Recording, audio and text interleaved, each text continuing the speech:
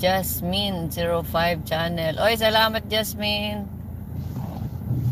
So, pumasok si Jasmine, oh. Bagong ano lang po ito, member ng KRRS. Paki-subscribe po guys sa 171 na live viewers po natin ngayon. Kung hindi pa po kayo nakasubscribe kay Jasmine05, paki-subscribe po guys. Legit member po yan ng Kalingap Reactors and sponsor. Ayan. Hello mga kalimap, kamusta tayong lahat? Sana sa mabuti tayong kalagayan kung saan man tayo naroroon ngayon. Ngayon guys, ang hindi pa pala nakakilala sa akin, ako pala si Jasmine05 channel. Maliit pa itong channel ko guys, kaya supportaran nyo rin ako. Supportaran din natin ang kasama natin dyan sa KRRSG. Supportaran natin sila guys para malaking tulong din ito sa kanila. At ngayong araw na ito guys, mag-reaction video tayo sa video ni Kuya Bal na interview one-on-one kay Kalingap Ido. Nakita natin doon ang mga sagot ni Papa Eds na nakakilig at nakaka-inlove.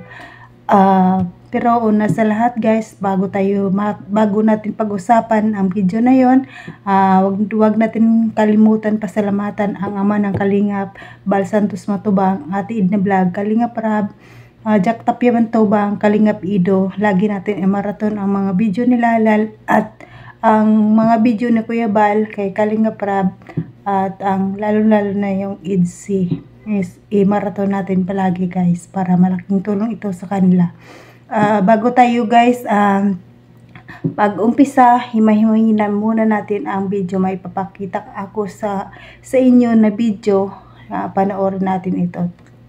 Tara, let's go. 1, 2, 3, go. Mayaman ka ngayon Ano pinaghandaan mo sa buhay? Bakit meron ka dito? Siyempre, kailangan nating bukod sa pagbablog, kailangan natin may iba pang pagkukunan ng pagkakakita. Balita ko, meron ka dahil diyang malawak na sakahan, yung lupa. Ay, maliit lang, mga 5 hectares lang. Ay, grabe. Okay na po yan mga kaibigan, no? Okay mga Kalingap, salamat po sa napanood naman natin ang video guys na tungkol ito sa mga lupain ni Papa Eds.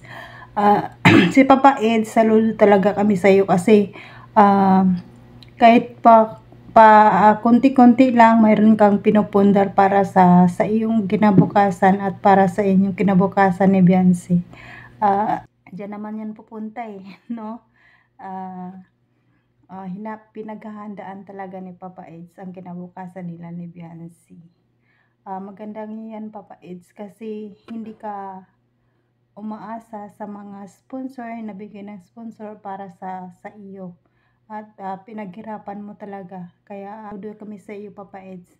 Dito lang kami sumusuporta sa iyo lagi at lagi namin imamarathon ang iyong video. Yun guys, ito mayroon pa akong isang video ipapakita sa inyo. Tara, let's go. 1, 2, 3, go. Ligawan. Dito po. Inaalalayan lang ngayon. Pero may plano kung sakali.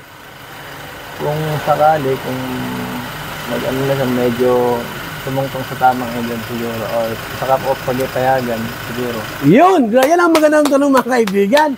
No? May plano. Kasi mahirap yung walang plano ay. Papatulungin ko, may plano kang ligawan? Wala. Ay, tapos na ang kwento. Meron siyang plano pong ligawan. Ngayon kasi pwede Papa Eds. Pasensya na po kayo doon sa gustong ipakasal na yan. Di ba pwede po? Di pa man sila magjowa. So, kumusta mo ng inyong samahan ni Beyonce? Okay naman po. Okay naman? Si Beyonce din naman mahirap pakisamahan. Madali namang nasama naman sa kahit sa paglabas ng mga angels, ganyan. May banding para naman off-cam. Meron naman. Nung ako'y pumunta one time sa kanya sa bahay nila, nagkausap kami. Ayun, tinanong ni Kuya Bal si Ido kung kamusta naman si Beyonce. Sabi niya, okay naman doon si Beyonce. Napaka-supportive ni Beyonce kahit saan. Pag may mga event, basta wala na siyang sakit, pupunta talaga siya at maasahan siya sa lahat ng oras. Napaka-supportive. At saka tinanong ni Kuya Bal si Kalinga Pido kung nakailang girlfriend na siya. Sabi niya, 2. Ano daw ang kapag kakaiba ng girlfriend niya sa una kaysa ngayon kay Beyonce? Ang sabi niya, kakaiba talaga si Beyonce dahil si Beyonce napaka-supportive sa lahat. Nandyan lagi, maaasahan, lalong-lalo na sa kalingap. At tinanong ni Kuya Bal kung may plano si Papa Eds na ligawan si Beyonce. Sabi niya, pinagpaplanuhan, hindi yan binibigla, no? Maganda yan guys kasi may plano. Bago magiging sila, nakapundar na si Papa Eds ng mga sa kanila katulad ng lupa, nagkaroon sila ng bahay. Maganda guys para stable na wala na silang problemahin pagdating ng araw. Kaya saludo kami kay Papa Eds, no? Saka ito guys, may video pa dito na isa na nakakakilig talaga, grabe. Tara, let's go, panoorin na natin ito. Anong nagustuhan mo sa kanya? Yung maganda. Ang maganda. Sa katawan, anong nagustuhan mo doon? Yung ngiti niya. Ay, yung ngiti. Nakakaloko, Ngiti niya, ano? maganda nga niya, smile. Saka yung mata niya. Ay, mata niya, ano? Pagka nag-ano siya, pumikit na yun. Yung ilong, siya din? Maganda rin ilong niya. Pero yung sa smile niya, Yung maganda nga. Yung katawan ni Beyonce, okay naman? Okay naman Ha? po. May i-develop pa. Kahit okay na yung ganun lang. 17 pa lang naman siya, bata pa, no? Bata pa. Pero ano pala, ngiti pala maganda doon. Ngiti at saka yung sa mata. Saka yung dimple nun. May dimple yan? May dimple. Baka sa puwit ang dimple noon. Hindi mo nakita ang dimple noon. So dito, meron. Dito? Akala ko dimple sa puwit. Dito, meron dito? Meron. Hindi ko nakita. Pag napanood sa vlog, Tingnan ko na minsan pag mayroon siya doon. meron po. Ah. Maliit lang. Hindi, yung magulang niya, bakit umagali? Yung nanay niya. Ay, mabait po naman. Mabait po. Pag nahatid minsan, parang... Pinapakapi ka man doon? Pinapakapi ka dahil? Mabait man din naman. Ayun, tinanong ni Kuya Bal si Kalinga Pido kung ano ang nagustuhan niya kay Beyonce sa lahat. Kung naalala nyo guys noon sa kay Kalingap DJ, nung interview naman siya ni kay Kalingap DJ, di ba sabi niya, ang ngiti ni Beyonce na nakakakilig daw. At hindi ko talaga yung makalimutan ng interview sa ni Kalingap DJ na nakikilig talaga sa ngiti ni Beyonce. Lalo pag ngupiti si Beyonce kasi wala na siyang mata, singkit. At saka meron siyang dimple dito. Maganda pag ngumiti. At saka, basta ibang-iba daw talaga si Beyonce guys. Lahat ng, sabi niyo kilabal sa katawan, sa lahat. Perfect body daw talaga si Beyonce. Wala na siyang masabi.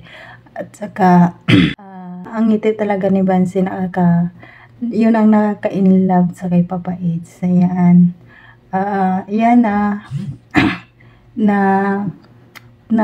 napanood nyo naman na wala siyang girlfriend ngayon sa mga buzzer dyan na nagsasabi na may girlfriend si Papa Eds ngayon. Siya na mismo ang nagsabi kay Kuya Bal kasi alam naman natin na hindi yan magsisinungaling kay Kuya Bal. Sinabi niya na wala siyang girlfriend ngayon. Nakapag-girlfriend ban siya pero noon pa yun, nakadalaw siya pero noon pa yun, ngayon wala na. Kaya tahimik na tayong lahat. Sana wala nang issue na nakakalat pa sa EDC. Pero kahit magkalat man kayo, basta hindi kami niniwala sa mga chismis o sa mga martis at sa mga kung ano mga sinasabi nyo na kami na nakikita namin kung ano yung nalalaman namin at saka nakikita namin sa mga pinapanood namin. Pero sa mga nakapost dyan na hindi naman maganda, hindi kami niniwala dyan. Basta focus kami sa EDC at sa buong love team Kalinga Prab, support natin yan lahat. At Ayun guys, hanggang dito na lang tayo mag-reaction. Nagmabadadit na naman tayo kasi baka dumating ang ating amo, hindi pa tayo. Tapos marami pa tayong trabaho. At minadali ko lang ito para may upload na naman ako. Bahala na guys. Kahit isa, dalawa, tatlo lang ang manood sa akin. Basta masaya na ako dun. Kahit isa lang nanonood, mayroon na rin may nagmamahal pa rin sa akin kahit konti. Kaya guys, tara. Hanggang dito na lang tayo sa susunod ulit, pero pasalamatan muna natin ang ama ng Kalingap, Bal Santos Matubang, Ate Edna Vlog, Kalingap Rab, Jack Tapia Matubang, Kalingap Ido. Suportahan natin sila guys. At nandyan din guys ang mga reactors natin sa charity vloggers, Kalingap team, Kalingap supporters. Suportahan natin sila guys. Don't skip ads guys, para malaking tulong ito sa kanila, sa kanilang ginagawa araw-araw. At saka ito pa, ang aming grupo nasa KRRSG. Suportahan natin sila guys. Panoorin natin ang kanilang mga video para laking tulong din sa kanila. At ako, wag niyo akong kalimutan ha. Sana naman, wag niyong kalimutan. Tara guys, at hanggang dito na lang tayo. Sa susunod na naman ulit. Bye-bye! Babus!